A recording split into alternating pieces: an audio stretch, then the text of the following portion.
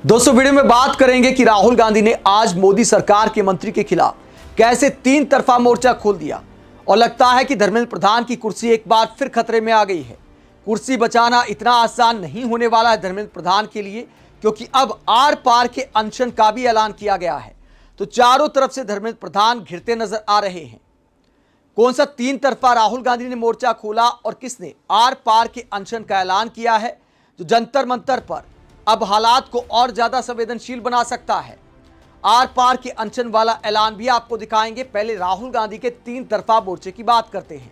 सबसे पहले राहुल गांधी ने आज खुद पोस्ट किया और धर्मेंद्र प्रधान ने जो कोकरूल जनता पार्टी के युवाओं को दहशतगर्द बी टीम बताया था और यह कहा था कि माहौल बिगाड़ रहे हैं, तो दहशतगर्द शब्द के इस्तेमाल पर राहुल गांधी ने माफी की मांग की और यह कहा कि देश के युवाओं का अपमान सहन नहीं किया जाएगा।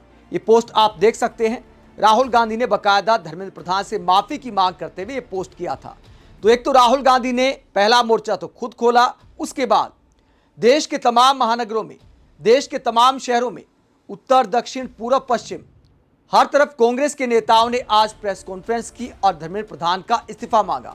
कन्हैया कुमार ने पीएम मोदी से सवाल किया कि आखिरकार धर्मेंद्र प्रधान की कौन सी फाइल आपके पास है जो आप इतना डरते हैं। क्या कहा कन्हैया कुमार ने? दूसरा मोर्चा था सारे नेताओं को, प्रवक्ताओं को देश भर में फैलाना, प्रेस कॉन्फ्रेंस करके एक बार फिर सेंटीमेंट खड़ा करना कि धर्मेंद्र प्रधान आपकी कुर्सी अभी बची नहीं है। कन्हैया कुमार क्या सवाल करते, जरा सुनिए।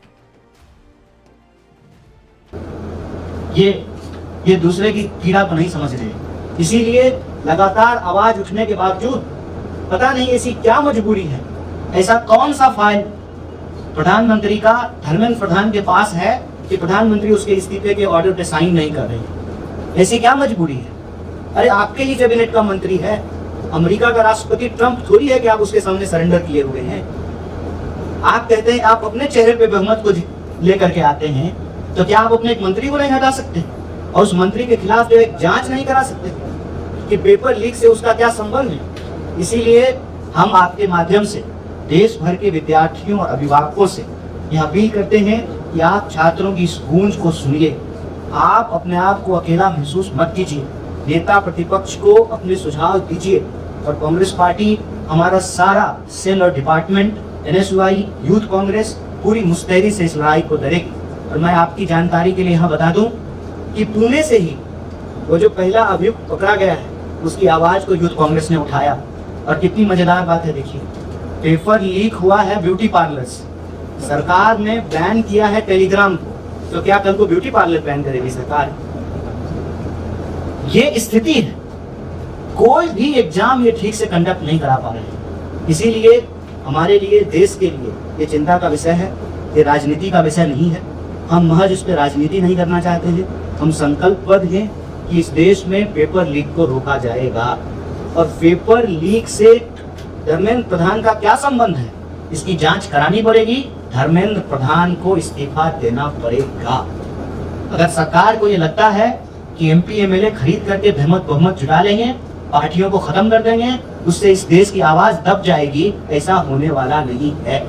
इस देश के छात्रों की मांग है, आपको अपने शिक्षा मंत्री का इस्तीफा देना पड़ेगा। तो कन्हैया कुमार पीएम मोदी पर टारगेट करते हैं और कहते हैं कि धर्मेंद्र प्रधान को इस्तीफा देना पड़ेगा। कांग्रेस हर स्तर पर इस लड़ाई को लड़ेगी। तो राहुल गांधी ने दो मोर्चे यहां तक खोले, खुद पोस्ट किया और छात्रों की गूंज के नाम से तमाम नेताओं ने प्रेस कॉन्फ्रेंस की। उसके बाद तीसरा मोर्चा खोला एनएसयूआई के कार्यकर्ताओं ने, धर्मेंद्र प्रधान को ही घेर लिया। चंडीगढ़ में क्या हुआ धर्मेंद्र प्रधान के साथ, एनएसयूआई के प्रेसिडेंट विनोद जाखड़ ये पोस्ट करते हैं, वीडियो पोस्ट करते हैं और जानकारी देते हैं। चंडीगढ़ में शिक्षा मंत्री धर्मेंद्र प्रधान को एनएसयूआई कार्यकर्ताओं ने काले झंडे दिखाकर विरोध दर्ज कराया। देश भर में लगातार हो रहे पेपर लीक, शिक्षा व्यवस्था की बदहाली और युवाओं के साथ हो रहे अन्याय के खिलाफ छात्रों और युवाओं का गुस्सा सड़कों पर दिखाई दे रहा है। जब तक धर्मेंद्र प्रधान इस्तीफा नहीं देते तब तक हमारा संघर्ष जारी रहेगा। उसके बाद ये वीडियो आप देख सकते हैं कैसे धर्मेंद्र प्रधान के काफिले के आगे एनएसयूआई के कार्यकर्ता सामने आ जाते हैं, काले झंडे दिखाते, नारेबाजी करते हैं। यहाँ पर आप देख सकते हैं धर्मेंद्र प्रधान मुर्दाबाद के नारे लगाए जा रहे हैं। इसके बाद पुलिस वाले रोकने की कोशिश करते हैं। आगे आप देख सकते हैं कैसे कार्यकर्ताओं को हटाने में पुलिस वालों के पसीने छूट जाते हैं।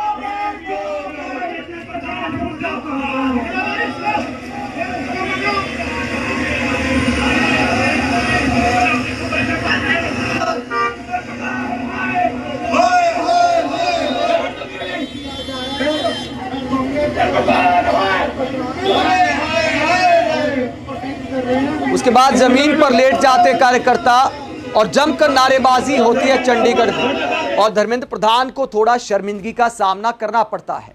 तो अगर नैतिकता थोड़ी बची है तो धर्मेंद्र प्रधान को इस्तीफा दे देना चाहिए। इंटरव्यू में खुद कहा था कि मैं मानता हूं कि मेरी गलती है, तो फिर आखिरकार कुर्सी से क्यों चिपके हैं?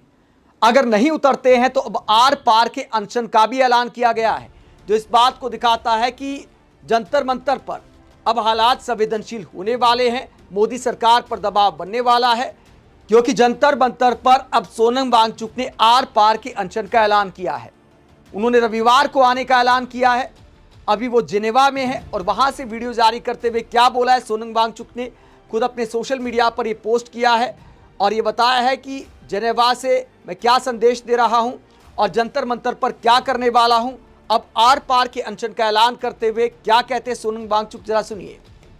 नमस्कार चूले, मैं अभी हूँ जिनेवा शहर के जंतर मंतर पर, यानी कि जो यूनाइटेड नेशंस है उसके आगे का पार्ट, जहाँ पर यहाँ प्रदर्शन करने की पूरी अनुमति होती है किसी को भी।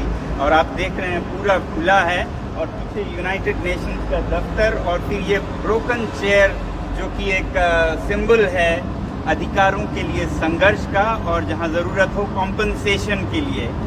तो आपको याद होगा पिछले शनिवार मैंने कहा था कि मैं स्विट्ज़रलैंड से जब वापस आऊँगा तो आप लोगों से मिलूँगा और हम देखेंगे कि हमारी मांगे पूरी होती है कि नहीं। मांगे दो थी, एक तो जो सीजेपी के द्वारा शिक्षा के बारे में मांगे कर रहे हैं, जवाबदेही के बारे में। आपको याद होगा कि मेरे दिल के करीब दो मुद्दे हैं, शिक्षा और पर्यावरण।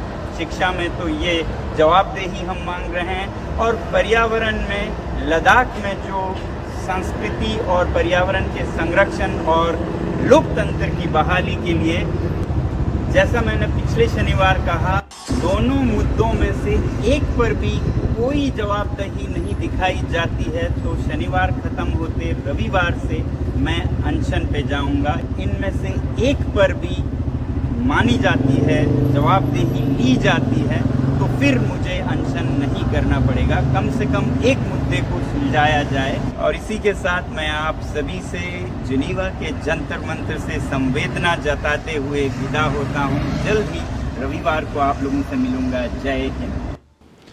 तो सोनम वांगचुक ने ऐलान किया है कि अगर शनिवार तक एक भी मांग नहीं मानी गई तो रविवार से आर पार का अनशन होगा। तो जाहिर सी बात है, शिक्षा मंत्री पर दबाव एक बार फिर बढ़ गया है, क्योंकि कांग्रेस ने भी एक बार फिर पूरी ताकत झोंक दी है।